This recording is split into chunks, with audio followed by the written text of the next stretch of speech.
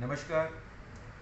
Covid का ये समय, चाहे वो 2020 हो या 2021 हो, हम सब लोग इस समय कोविड के एक समय में, कोविड काल जिसे कह सकते हैं, उसमें रह रहे हैं। और कोविड की पहली लहर हमने देखी जिसमें लॉकडाउन हुआ और बहुत अफरा तफरी लोगों के अंदर इस बात को लेके संशय मन में आया और परेशानी हुई लोगों को। फिर भी हमने उससे ना सीख कर हमने सभी परहेज तोड़ दिए और कोविड की दूसरी लहर आ गई। कोविड की दूसरी लहर के अंदर सब लोगों ने मिलकर उस लहर को ख़त्म करने में मदद की और सभी ने अपने अपने अपना रोल अदा किया और उसी वजह से धीरे धीरे करके कोविड की दूसरी लहर ख़त्म हो गई। हो सकता है बहुत से लोगों की इसमें जान गई या बहुत से लोगों को एडमिट भी होना पड़ा, लेकिन इस सब से अगर हमने नहीं सीखा तो कोविड की तीसरी लहर फिर से आ सकती है। सबसे ज़रूरी बात है कि हम जागरूक रहें, सीखें और ख़ास तौर से मास्क का प्रयोग ज़रूर करें। अगर बाहर कहीं जाते हैं तो पुलिस से बचने या चालान से बचने के लिए मास्क का प्रयोग नहीं, बल्कि बीमारी से बचने के लिए मास्क का प्रयोग करें। अगर आपको लगता है कोई दुकानदार ऐसा है जिसने मास्क ऐसे नीचे करके रखा हुआ है और वो मास्क सिर्फ टांग के बैठा हो, तो आप उन्हें कह सकते हैं कि भाई साहब आप भी मास्क पहन सकते हैं।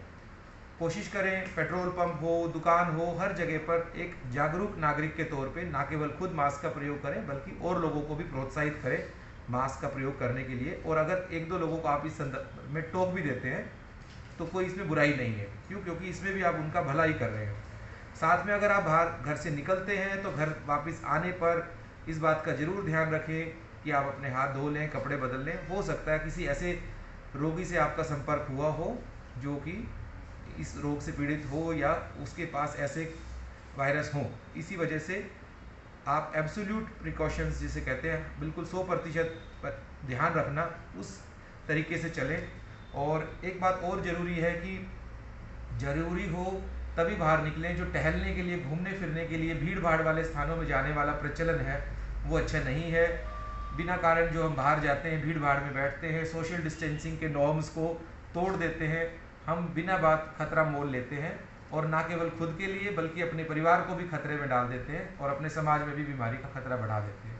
सभी जागरूक नागरिकों से निवेदन है कि हम कोरोना की तीसरी लहर को आने से रोकें, ये लहर ना आए, इसी में हमारी सबकी भलाई है। एक बात और, सभी लोग जोर शोर से वैक्सीनेशन करा रहे हैं, लेकिन कभी कभी वैक्सीनेशन से भी गलतफहमी पैदा हो जाती है कि मैंने तो आज वैक्सीन लगवा ली, अब तो मैं सुरक्षित हूँ, अब मुझे मास्क नहीं पहनना और अब मुझे कहीं पे भी घूमने की इजाज़त है।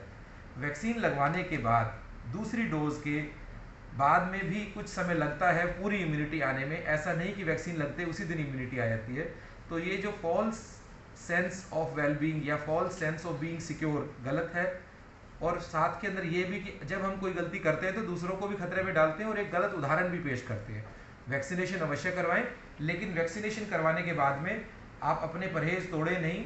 एक अच्छे नागरिक के तौर पे इन सब चीज़ों का ध्यान रखें। कोरोना की तीसरी लहर अव्वल तो हम सब लोग मिलकर आने नहीं देंगे, क्योंकि सब लोग जागरूक नागरिक रहेंगे। अगर आती भी है तो हम सब लोग तैयार रहें ताकि इस लहर को जल्द से जल्द ख़त्म कर दें। मुझे उम्मीद है ये आने वाला समय स्वस्थ और सुरक्षित रहेगा।